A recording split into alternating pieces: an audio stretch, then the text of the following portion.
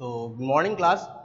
We will discuss about the new subject surveying and geomatics. According to AKTU syllabus, this subject is taught in second year civil. Okay, this subject consists of 5 units. 5 units, and each unit have some topics. So, first of all, we will discuss about syllabus. Unit 1. तो unit 1 में हम लोग topic पहला है introduction to surveying. Introduction to surveying. Next, chain surveying.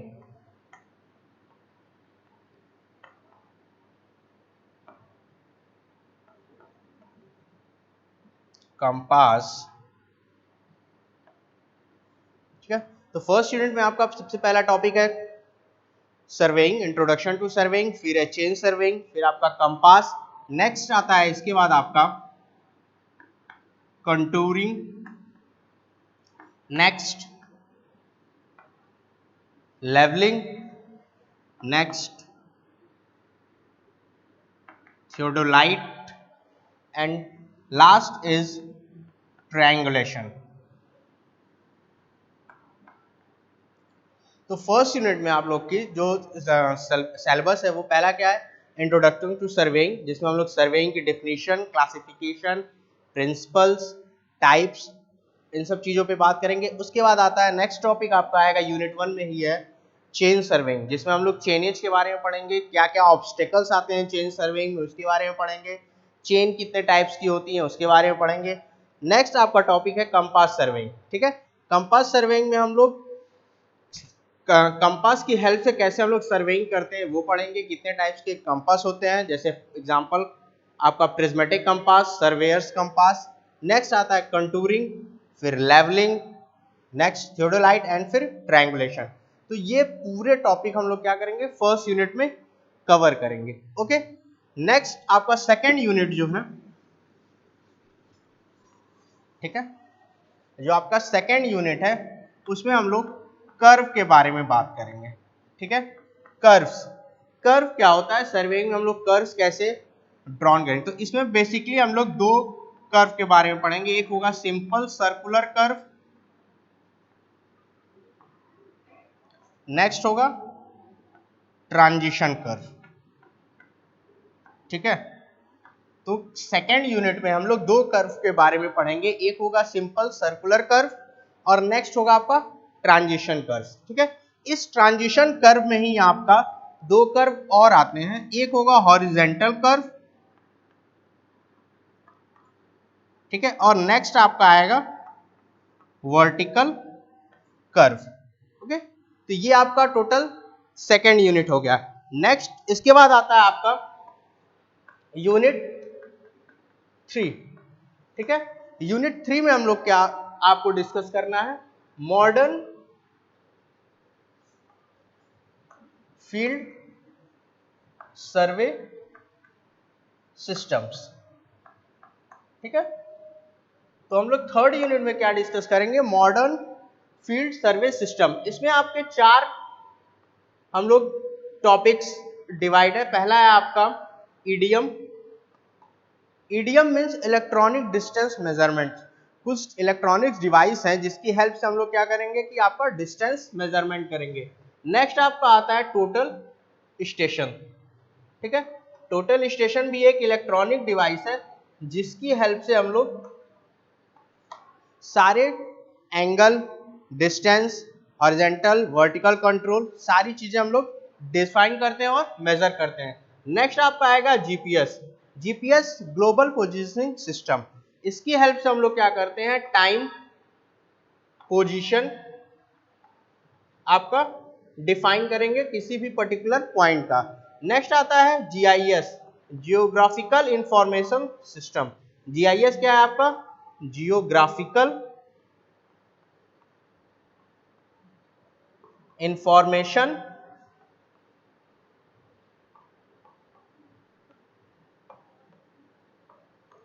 System. ठीक है, तो ये 4 टॉपिक आपके यूनिट 3 में है, जो है पहला आपका ईडीएम, नेक्स्ट है total station, next GPS and GIS. इन चारों के बारे में हम लोग यूनिट 3 में पढ़ेंगे। नेक्स्ट आता है आपका यूनिट 4। यूनिट 4 में आपका क्या है कि हम लोग फोटोग्रामेट्री के बारे में पढ़ेंगे।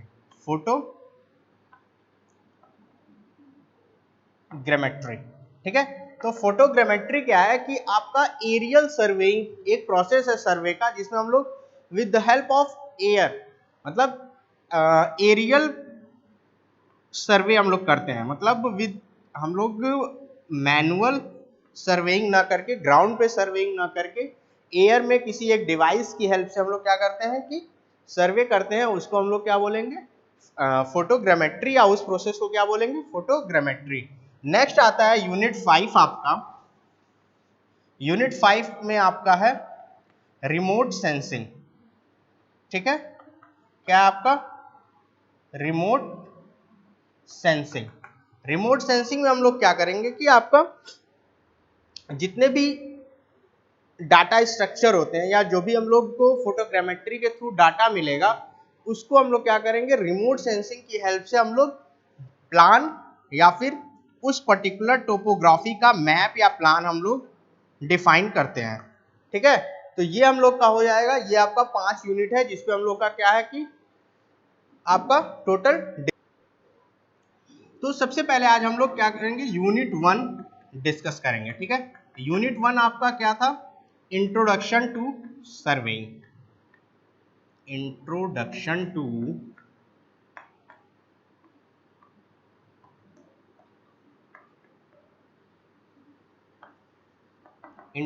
To surveying. ठीक है, तो आज हम लोग क्या बात करेंगे? सर्वेइंग की जो जो इंट्रोडक्शन है। तो सबसे पहला जो आता है आपका, वो क्या है? डेफिनीशन। डेफिनीशन ऑफ सर्वे क्या होता है? ठीक है, तो सबसे पहले हम लोग जान लेते हैं कि सर्वेइंग को हम लोग हिंदी में क्या बोलते हैं। तो सर्वेइंग को हिंदी में हम लोग बोलते हैं सर्वेक्षण। ठीक है, सर्वेक्षण का सिंपल सा, या सर्वेइंग का सिंपल सा मतलब ये होगा कि हम किसी भी एक पॉइंट को, क्या करेंगे कि किसी भी पॉइंट को हम लोग क्या करेंगे कि उसका लोकेशन या उसकी मेजरमेंट, ठीक है, हम लोग पता करते हैं। किसी भी मेथड को या किसी भी पॉइंट को हम लोग क्या करेंगे कि मेजरमेंट करेंगे किसी भी प्रोसेस से। उस प्रोसेस को क्या बोलेंगे? टोटल क्या होगा? वो सर्वेइंग होगा। तो डिफिनीशन आपकी क्या होगी? सर्वेइंग इज एन आर्ट और science to locate the relative position of a point. Surveying is an art or science to locate the relative position of a point on the surface of earth, on the surface of earth or below the surface of earth by direct or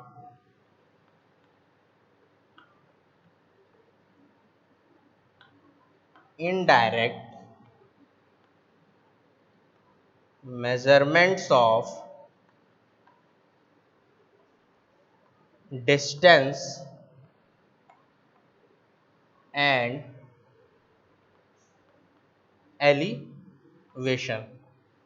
okay, तो ये आपका जो definition क्या कहता है कि surveying is an art और science to locate the relative position of a point on the surface of earth और below the surface of earth by direct और indirect measurement of distance and elevation.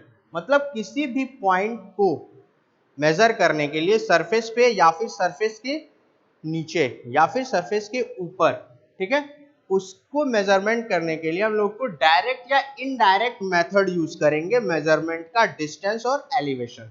Okay, अगर हम किसी भी point का distance और elevation major करते हैं with the help of direct और इनडायरेक्ट मेथड, उसको हम लोग क्या बोलेंगे, वो क्या होगा, आपका सर्वेइंग होगा। ठीक है, तो ये आपकी डेफिनेशन थी, इसको देख लीजिए।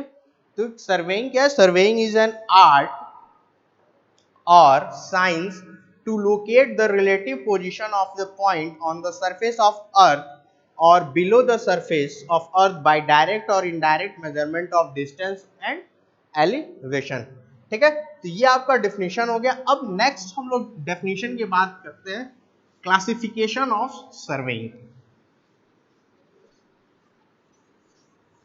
ओके, तो ये हमारी डेफिनेशन थी। अब हम लोग आते हैं क्लासिफिकेशन ऑफ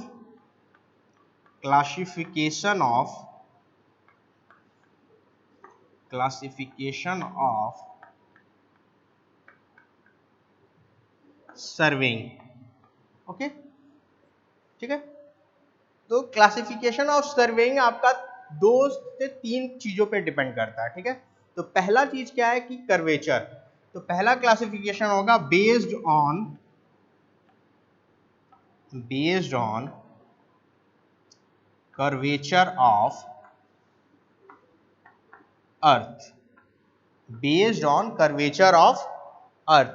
सेकेंड आपका क्लासिफिकेशन है based on purpose of surveying, based on purpose of surveying. Third आपका क्लासिफिकेशन है based on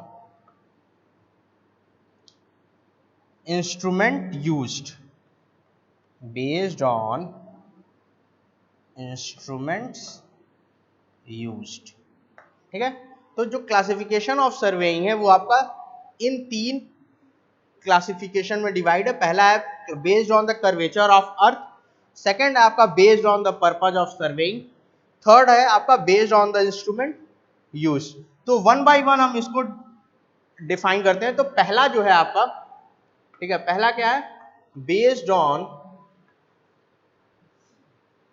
curvature of earth. ठीक है, तो यहां से एक चीज पॉइंट आउट हो रही है कि कर्वेचर ऑफ अर्थ, मतलब क्लासिफिकेशन ऑफ सर्वेइंग हमको करना है based on curvature of earth, मतलब कर्वेचर ऑफ अर्थ के अकॉर्डिंग हमारी सर्वेइंग कितने तरह की होगी, कितने टाइप्स की होगी। तो जो सबसे पहला क्लासिफिकेशन आता है वो क्या है, प्लेन सर्वेइंग।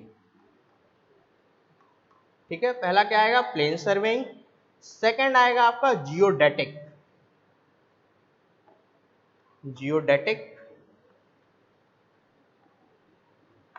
सर्वेइंग। ठीक है, तो फर्स्ट क्लासिफिकेशन आपका क्या है, प्लेन सर्वेइंग। सेकंड क्लासिफिकेशन आपका क्या है, जियोडेटिक सर्वेइंग। तो यहां से एक चीज आप लोग नोट कर लीजिए, यहां पे प्लेन सर्वेइंग में हम लोग क्या करते हैं, अर्थ कर्वेचर इज नेग्लेक्टेड। ठीक है, प्लेन सर्वेइंग में हम लोग क्या करते हैं, अर्थ के कर्वेचर को हम लोग नेग्लेक्ट कर देते हैं। ठीक है, मतलब जब भी हम प्लेन सर्वेइंग करेंगे तो वहां पे हम लोग क्या करेंगे कि जो कर्वेचर ऑफ अर्थ होगा, ठीक है, जैसा कि हम लोग जानते हैं कि अर्थ का शेप क्या होता है, ओवलॉइड होता है। ठीक है, स्फेरॉइड होता है या ओवलॉइड होता है। तो स्फेरॉइड में जब भी हम स्फेरॉइड बनाएंगे तो वहां पे कर्वेचर होगा, और प्लेन सर्वेइंग में हम लोग क्या करेंगे कि अर्थ कर्वेचर को नेग्लेक्ट कर देते हैं। ठीक है, सेकंड है आपका जियोडेटिक सर्वेइंग। ठीक है, तो जियोडेटिक सर्वेइंग में क्या करेंगे हम लोग कि अर्थ कर्वेचर को कंसीडर करते हैं, अर्थ कर्वेचर इज कंसीडर्ड। ठीक है, तो based on curvature of earth पे 2 तरह की हमारी सर्वेइंग होती है, एक प्लेन सर्वेइंग, एक जियोडेटिक सर्वेइंग। प्लेन सर्वेइंग में क्या करते हैं हम लोग, अर्थ कर्वेचर को नेग्लेक्ट करते हैं, और जियोडेटिक सर्वेइंग में क्या करते हैं, अर्थ कर्वेचर को हम लोग कंसीडर करते हैं। ठीक है, तो ये चीजें आप एक बार देख लीजिए। ठीक है। तो पहला हम लोग क्लासिफिकेशन देख लिए based on curvature of earth, क्या था, प्लेन सर्विंग और जियोडेटिक सर्विंग। नेक्स्ट आपका आता है based on purpose of surveying, based on purpose of surveying. तो इसका मतलब ये है कि किस पर्पस से हम वो सर्वेइंग कर रहे हैं, उसके बेसिस पे हमारी सर्वे की क्लासिफिकेशन क्या होगी। तो पहला हो जाएगा आपका टोपोग्राफिकल सर्वेइंग। पहला क्या हो जाएगा, टोपोग्राफिकल सर्वेइंग। ठीक है।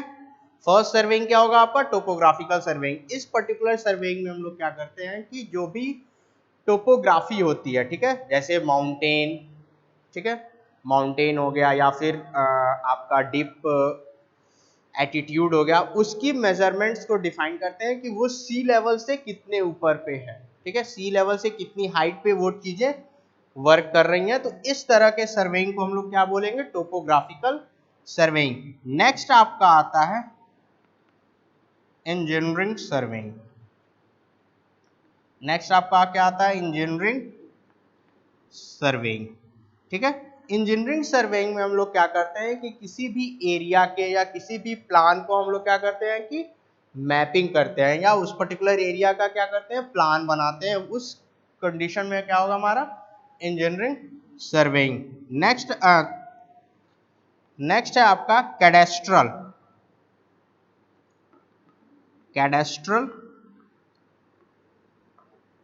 सर्वेइंग। ठीक है। तो कैडेस्ट्रल सर्वेइंग में हम लोग क्या करते हैं कि किसी भी प्रॉपर्टी की एरिया को डिफाइन करते हैं। फॉर एग्जांपल आपके पास कोई एक फील्ड है, ठीक है, तो फील्ड आपको दे दिया गया कि आपकी 1 हेक्टेयर फील्ड है, तो आपकी उस पर्टिकुलर एरिया की बाउंड्री नहीं पता है आपको। ठीक है। तो उस पर्टिकुलर एरिया के बाउंड्री को डिफाइन करने के लिए हम लोग क्या करते हैं, कैडेस्ट्रल सर्वेइंग करते हैं। तो इसको यहाँ पे लिख लीजिए, to determine the area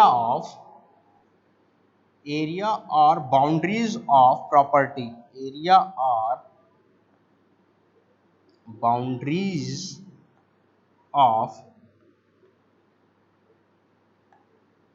property. ठीक है। कैडेस्ट्रल सर्वेइंग में हम लोग क्या करते हैं कि प्रॉपर्टी की किसी भी एरिया या बाउंड्रीज को डिफाइन या डिटरमाइन करने के लिए हम लोग क्या कहते हैं, कैडेस्ट्रल सर्वेइंग करते हैं। नेक्स्ट आता है आपका फोर्थ आएगा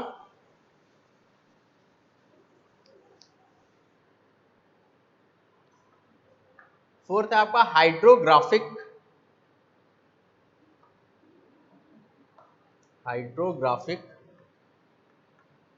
सर्वेइंग। ठीक है। हाइड्रोग्राफिक सर्वेइंग में हम लोग क्या करते हैं कि वो surveying related to water bodies, surveying related to water bodies. मतलब हाइड्रोग्राफिक सर्वेइंग में हम लोग क्या करते हैं कि ये उस तरह की सर्वेइंग है जिसमें हम लोग वाटर बॉडीज की एरिया या फिर चीजें या कैचमेंट एरिया को डिफाइन करते हैं। उस तरह की सर्वेइंग को हम लोग क्या बोलेंगे, हाइड्रोग्राफिक सर्वेइंग। ओके, तो ये आपकी सर्वेइंग थी। ठीक है। आपकी पहला क्या हो गया, topographical, engineering, cadastral, hydrographic. Next astronomic. Next fifth one क्या आएगा आपका, एस्ट्रोनॉमिकल।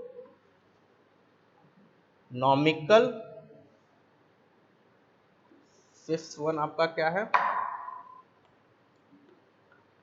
एस्ट्रोनॉमिकल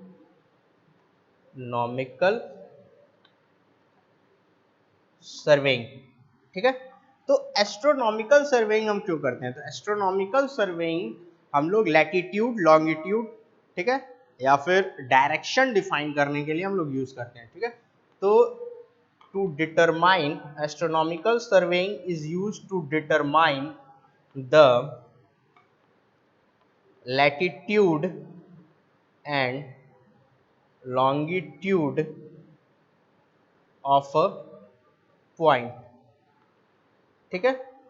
एस्ट्रोनॉमिकल सर्वेइंग हम क्यों करते हैं कि आपका लैटिट्यूड और लॉन्गिट्यूड किसी भी पॉइंट का निकालने के लिए हम लोग क्या करेंगे, एस्ट्रोनॉमिकल सर्वेइंग करेंगे। लास्ट आपका आता है जियोलॉजिकल सर्वेइंग, ठीक है, जियोलॉजिकल सर्वेइंग, ठीक है।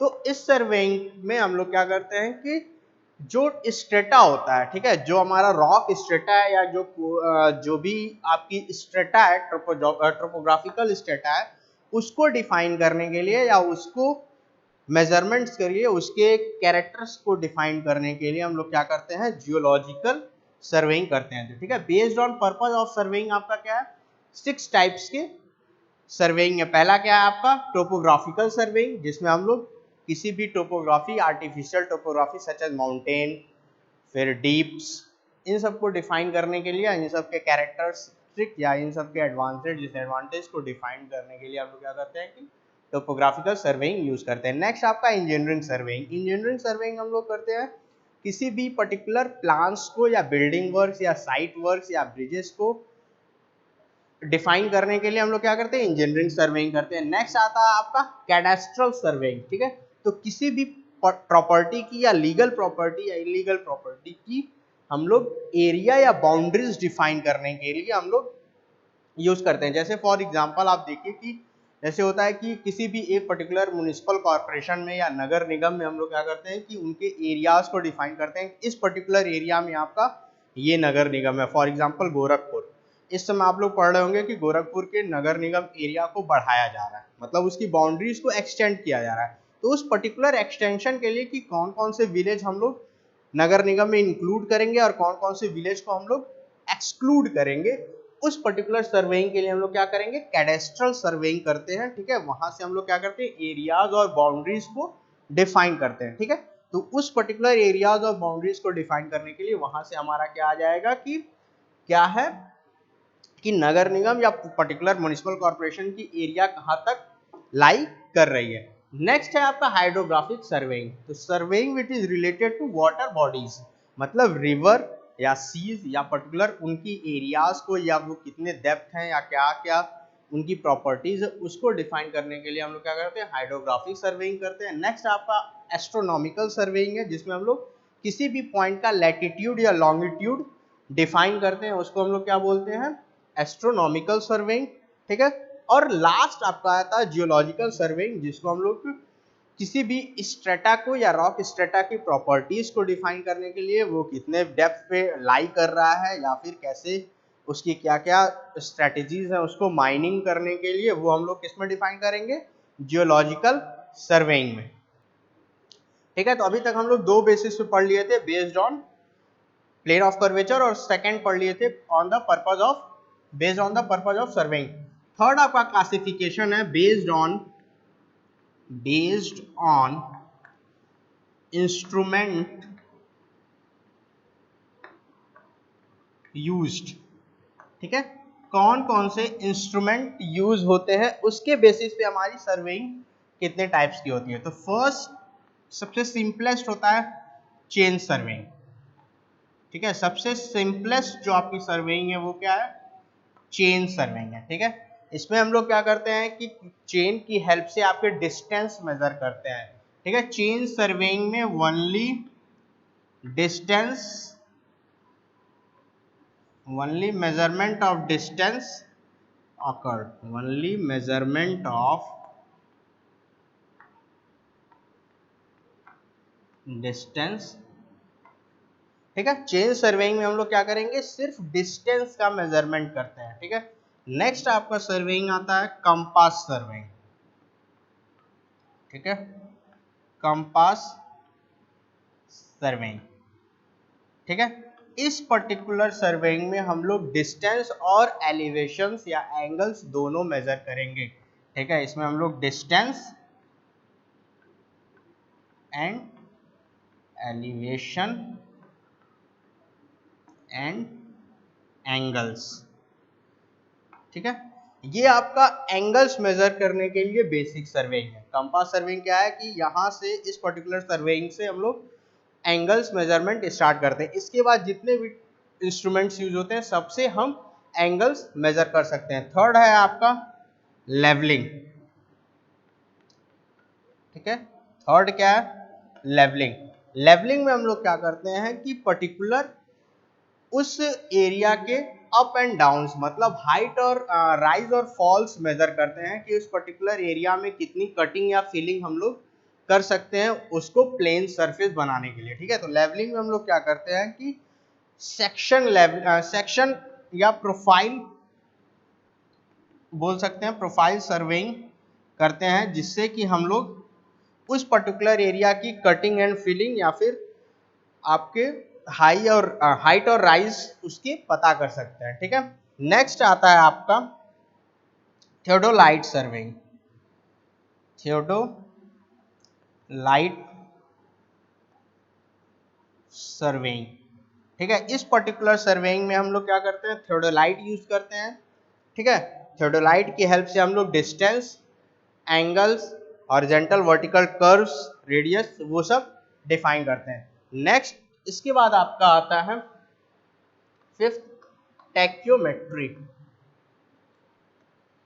टैक्योमेट्री, ठीक है। तो टैक्योमेट्री सर्वेइंग में हम लोग क्या करते हैं कि टैकोमीटर यूज करते हैं। क्या यूज करते हैं? टैक्योमीटर, जिसकी हेल्प से हम लोग डिस्टेंस मेजरमेंट और एंगल मेजरमेंट करते हैं। नेक्स्ट आपका आता है फोटोग्रामेट्री,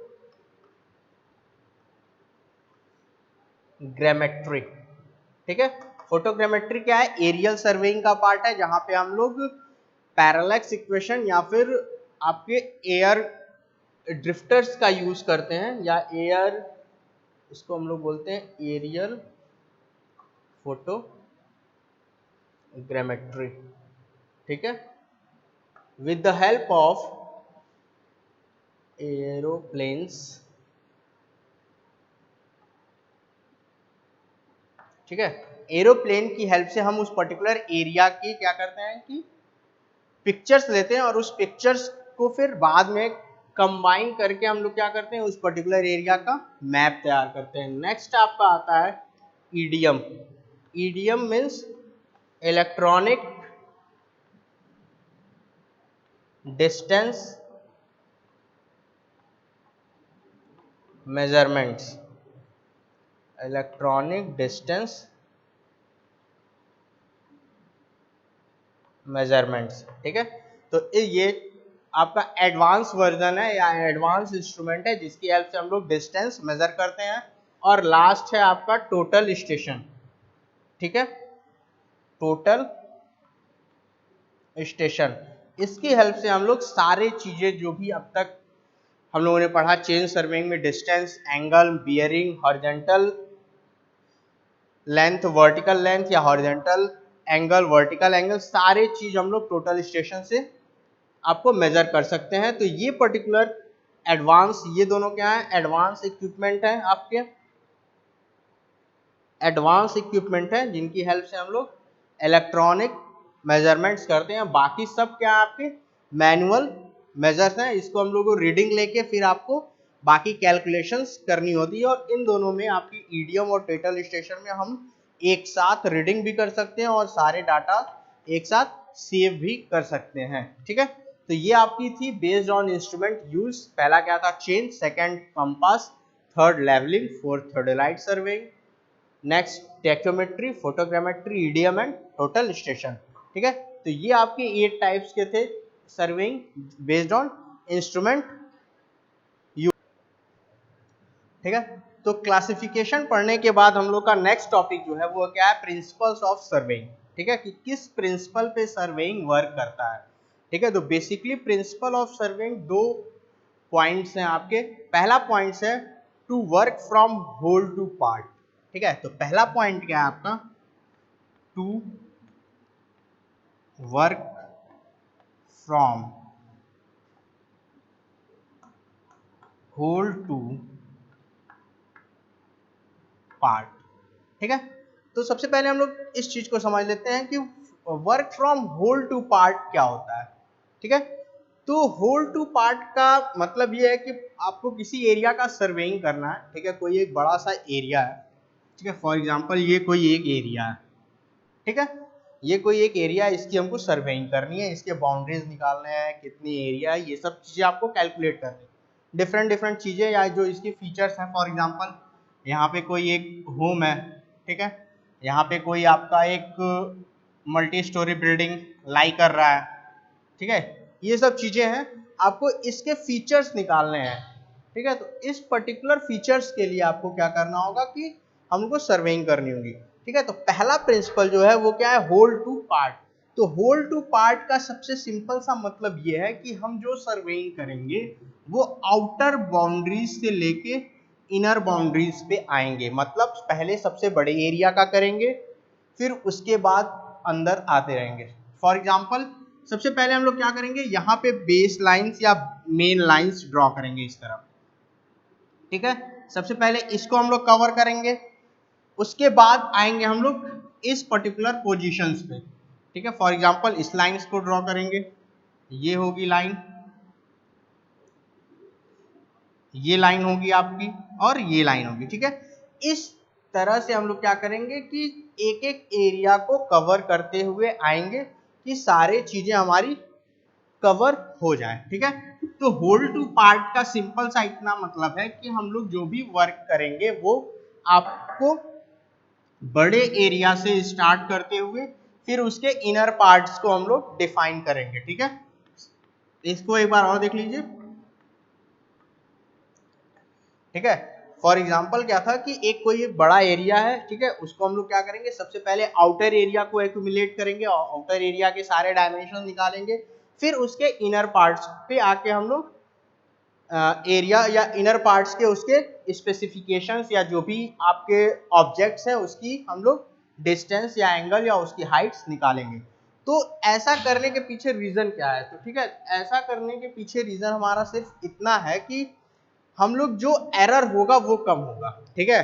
अगर हम किसी एक बड़े एरिया से घटते हुए हम आते हैं स्मॉलर एरिया में आएंगे तो हमारा क्या होगा, एरर कम होगा। अगर हम इसका जस्ट उल्टा चलते हैं, मतलब हम लोग पार्ट टू होल वर्क करते हैं, ठीक है, पार्ट टू होल वर्क करते हैं, ठीक है। तो पार्ट टू होल वर्क में क्या होगा, पहले हम इस छोटे एरिया को डिफाइन करेंगे, फिर इस एरिया को डिफाइन करेंगे, फिर इस एरिया को डिफाइन करेंगे, फिर इस एरिया को डिफाइन करेंगे। तो अगर हम इनर टू आउटर जाएंगे तो हमारा इसमें कुछ एरर होगा। फॉर एग्जांपल इसमें एरर 1 हुआ, इसमें 1 हुआ, इसमें 1 हुआ, 1 हुआ, 1 हुआ, ऐसे करके एरर क्या होगा, एक्यूमुलेट होके जो हमारा लास्ट एरर आएगा वो बहुत बड़ा आएगा, ठीक है। तो इसलिए हम लोग क्या करते हैं, होल टू पार्ट वर्क करते हैं, जिससे क्या होता है कि हमारा जो एरर होता है या जो भी हमारे मिस्टेक्स होते हैं या एरर्स होते हैं वो क्या होते हैं, एक्यूमुलेट नहीं हो पाते हैं, वो लोकलाइज हो जाते हैं और वो एरिया क्या, वो एरर्स क्या होता है, हमारा मिनिमम एरर आता है, ठीक है। तो अगर कोई रीजन पूछे कि आपको हम होल टू पार्ट क्यों ही वर्क कर रहे हैं, तो इसका सबसे रीजन क्या है, मेन रीजन क्या है, टू लोकलाइज द एरर, ठीक है। हम लोग होल टू पार्ट क्यों वर्क करते हैं, टू लोकलाइज द एरर, मतलब एरर को क्या करना है, हम लोगों को प्रिवेंट करना है या फिर कम करना है, ठीक है। लोकलाइज का मतलब क्या हुआ कि to reduce the error. Whole to part work करने का सिंपल सा एक रीजन है, क्या है, टू लोकलाइज द एरर, ठीक है। तो ये फर्स्ट प्रिंसिपल था। फर्स्ट प्रिंसिपल हमारा क्या था, to work from whole to part, मतलब किसी भी एरिया का सर्वे करने से पहले हम सबसे पहले आउटर बाउंड्रीज को लेते हुए फिर हम लोग इनर की तरफ आएंगे और उस एरिया के पर्टिकुलर ऑब्जेक्ट्स या उसकी सर्वेइंग करेंगे। तो इस तरह से हम लोग क्या करेंगे कि अपना एरर रिड्यूस करते हैं, ठीक है। होल टू पार्ट वर्क क्यों करते हैं, एरर को लोकलाइज करते हैं या रिड्यूस करते हैं, ठीक है। नेक्स्ट आपका सेकंड जो है आपका,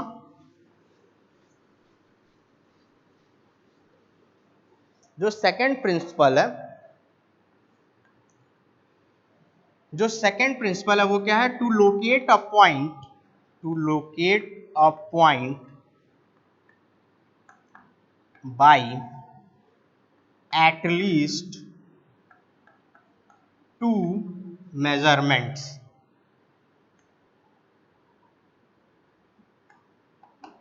ठीक है।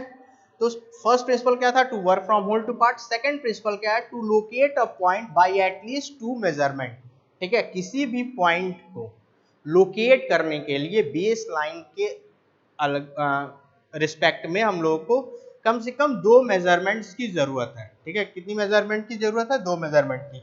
For example suppose A B एक कोई बेस लाइन है, ठीक है, ए बी कोई एक बेस लाइन है और ये सी हमारा कोई एक पॉइंट है। ठीक है, इस सी पॉइंट को लोकेट करने के लिए डायरेक्ट हम मेजरमेंट सिर्फ ए से नहीं करेंगे, ठीक है, इन दोनों के हेल्प से हम लोग करेंगे। ठीक है, पहले हम लोग मेजरमेंट करेंगे बी से, फिर मेजरमेंट करेंगे सी से एंड ए से, और इन दोनों मेजरमेंट्स की हेल्प से हम लोग पर्टिकुलर सी पॉइंट को लोकेट करेंगे। तो ये एक एग्जांपल था जिसमें ए और बी नोन पॉइंट थे और दोनों के बीच का डिस्टेंस हमको पता है। हमको कोई एक सी पॉइंट को लोकेट करना है तो हम लोग क्या करेंगे कि उसकी मेजरमेंट्स करेंगे, ए से सी को मेजर करेंगे और बी से सी को मेजर करेंगे और उसके बाद हम लोग इस पर्टिकुलर पॉइंट को लोकेट करेंगे। सेकंड एग्जांपल क्या है, ए बी आपका एक कोई बेस लाइन है ए और बी, ठीक है, एक कोई पॉइंट हमको लोकेट करना है सी, तो इसको भी लोकेट करने के लिए आप क्या करेंगे, यहाँ पे डी पॉइंट बनाएंगे, मतलब ए बी का मिड पॉइंट बनाएंगे और इस पर्टिकुलर पॉइंट से हम लोग क्या करेंगे, इसका डिस्टेंस मेजर करेंगे। ठीक है, और वहां से हम लोग एक फिर एंगल मेजर करेंगे डी का, C D A angle measure करेंगे और particular C D distance measure करेंगे। तो इस दोनों की हेल्प से हम लोग क्या करेंगे, सी पॉइंट लोकेट करेंगे। ठीक है, तो ये आपका क्या था कि किसी भी मेजरमेंट को, किसी भी पॉइंट को लोकेट करने के लिए हम लोग क्या करेंगे, एटलीस्ट 2 मेजरमेंट करेंगे किसी भी पॉइंट को लोकेट करने के लिए। ठीक है, तो सर्वेइंग के प्रिंसिपल्स, हमारे 2 प्रिंसिपल्स क्या थे, पहला था to work from whole to part और सेकंड क्या था, to locate a point by at least 2 measurements. Okay, तो ये आपके चीजें, ठीक है, तो हम लोगों ने प्रिंसिपल ऑफ सर्वेइंग पढ़ लिया। ठीक है, प्रिंसिपल ऑफ सर्वेइंग क्या थी, 2 पार्ट थे आपका, to work from whole to part and to locate a point by at least 2 measurement. Next topic आपका आता है स्केल। स्केल क्या होता है? ठीक है, तो स्केल क्या चीज है, इसको हम लोग थोड़ा सा देखते हैं। स्केल क्या है कि पर्टिकुलर किसी ऑब्जेक्ट को, मतलब जो रियल ऑब्जेक्ट्स हैं, ठीक है, जैसे फॉर एग्जांपल ये आपकी बिल्डिंग है, इस पर्टिकुलर बिल्डिंग को हमको एक प्लेन पेपर पे प्लान करना हो, एक प्लेन पेपर पे उसकी ड्राइंग बनानी हो, तो उस पर्टिकुलर ड्राइंग को कैसे बनाएंगे? आप पूरा पूरा मेजरमेंट बना नहीं सकते एक छोटे से पेज पे। ठीक है, तो उस जो एक्चुअल साइज है हमारी, जो एक्चुअल बीम साइज है या एक्चुअल कॉलम साइज है, उसको हम लोग क्या करेंगे, प्लान पे लाने के लिए या पेपर पे लाने के लिए हम लोग क्या करेंगे, उसके साइज को रिड्यूस करते हैं। ठीक है, साइज को क्या करेंगे, रिड्यूस करेंगे। उस पर्टिकुलर रिडक्शन को, उस पर्टिकुलर रिडक्शन के बाद जो साइज हमें मिलती है उसको क्या बोलते हैं, स्केल बोलते हैं। ठीक है, तो स्केल का डेफिनेशन क्या होता है, the ratio of the measurement of a object on paper to the measurement of object on ground. ठीक है, इसका स्केल सिंपल मतलब ये हुआ कि जो मेजरमेंट हमारा ऑब्जेक्ट का पेपर पे होगा और जो मेजरमेंट हमारा ग्राउंड पे होगा, उस पर्टिकुलर को क्या कहते हैं, स्केल कहते हैं। तो scale is equal to measurement on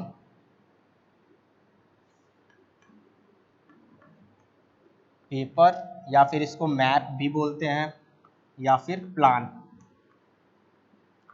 upon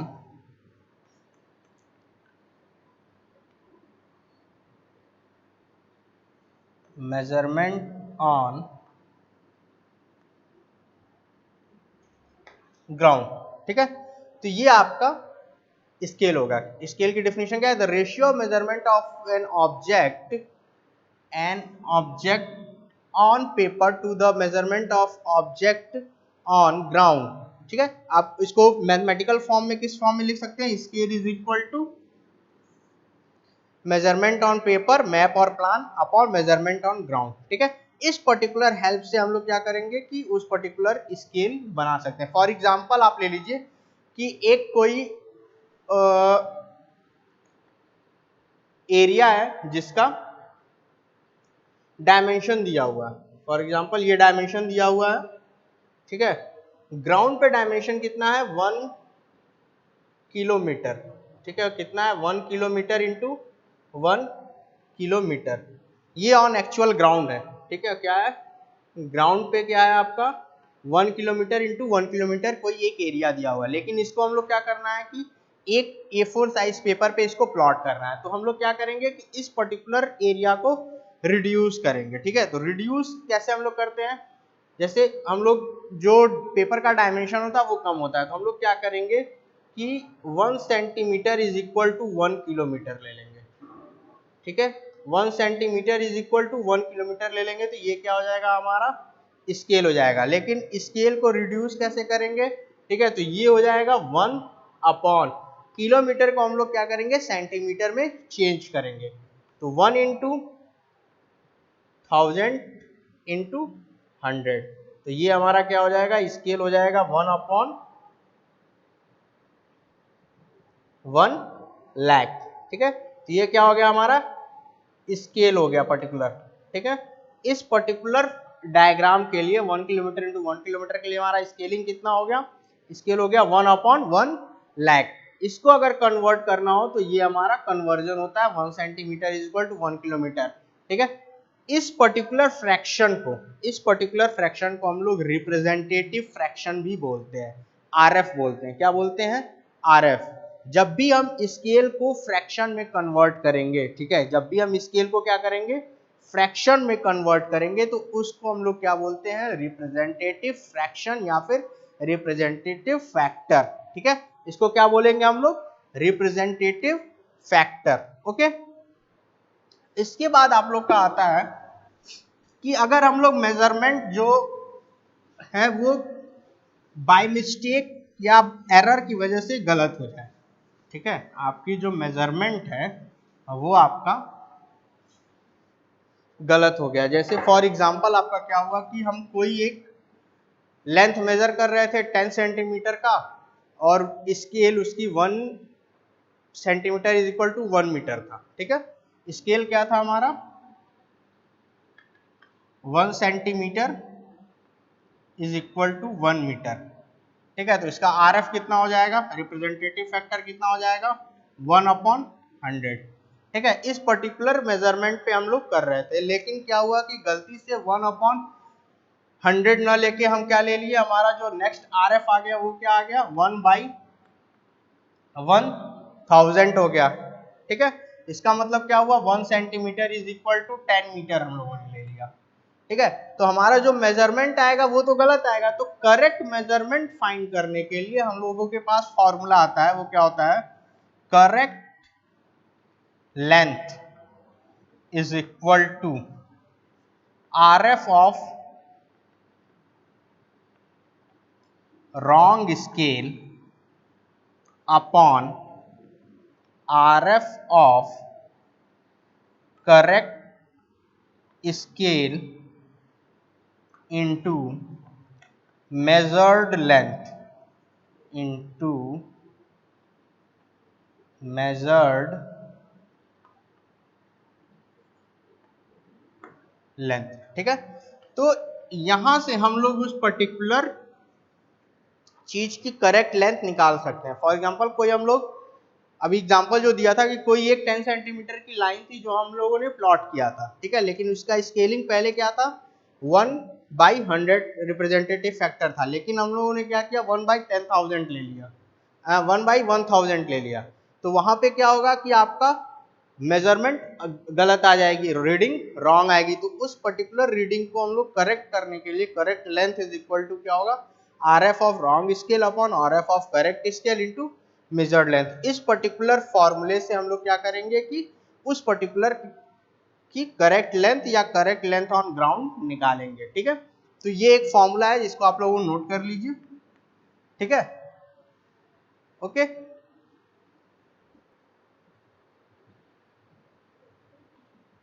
ठीक है, तो करेक्ट लेंथ का आपका क्या था, wrong of RF of wrong scale upon RF of correct scale into measured length. ठीक है, तो ये पर्टिकुलर लेंथ के लिए था। अगर आपका एरिया के कन्वर्जन में पूछा जाए कि एरिया के रिस्पेक्ट में अगर हमको कोई एक एरिया का कैलकुलेशन करना था और उस एरिया में क्या हुआ कि हमारा एरिया गलत आ गया या फिर गलत मेजर हो गया, तो उस केस में हम लोग करेक्ट एरिया कैसे निकालते हैं, तो सेम फॉर्मूले पे है वो। ठीक है, तो उसको हम लोग कैसे मेजर करेंगे, करेक्ट एरिया क्या हो जाएगा, correct area is equal to RF of wrong scale, representative factor of wrong scale upon representative fraction of correct scale whole square into measured area। ठीक है, तो एरिया निकालने के लिए हम लोग को सिंपल क्या करना है, करेक्ट एरिया निकालने के लिए अभी लेंथ निकालते थे तो हम लोग क्या करते थे, लेंथ दोनों RF wrong scale RF correct scale into measured length करते थे। लेकिन यहाँ पे हम लोग क्या करना है कि रॉन्ग स्केल और जो करेक्ट स्केल का रेशियो है उसको हम लोग क्या करेंगे, स्क्वायर कर देंगे और वहां से हम लोग का करेक्ट एरिया निकल जाएगा। ठीक है, तो करेक्ट एरिया का फॉर्मूला क्या होगा, RF of wrong scale upon RF of correct scale का whole square into measured area. ठीक है, सिमिलरली अगर हम लोग को वॉल्यूम के टर्म में निकालना हो, ठीक है, करेक्ट वॉल्यूम के टर्म में निकालना हो तो कुछ नहीं करना है आपको, RF of wrong scale upon RF of correct scale whole cube into measured volume. ठीक है, तो एरिया के टर्म में ये आपका फॉर्मूला होगा, वॉल्यूम के टर्म में आपका ये फॉर्मूला होगा। तो correct area is equal to RF of wrong scale upon RF of correct scale का whole square into measured area. ठीक है, करेक्ट वॉल्यूम के केस में RF of wrong scale upon RF of correct scale whole cube into measured volume. तो इन दोनों formulas की help से हम लोग क्या करेंगे कि आपका एरिया के करेक्शन और वॉल्यूम का करेक्शन निकाल सकते हैं। ठीक है, सिमिलरली हम जैसे लेंथ का करेक्शन निकाले थे। ओके।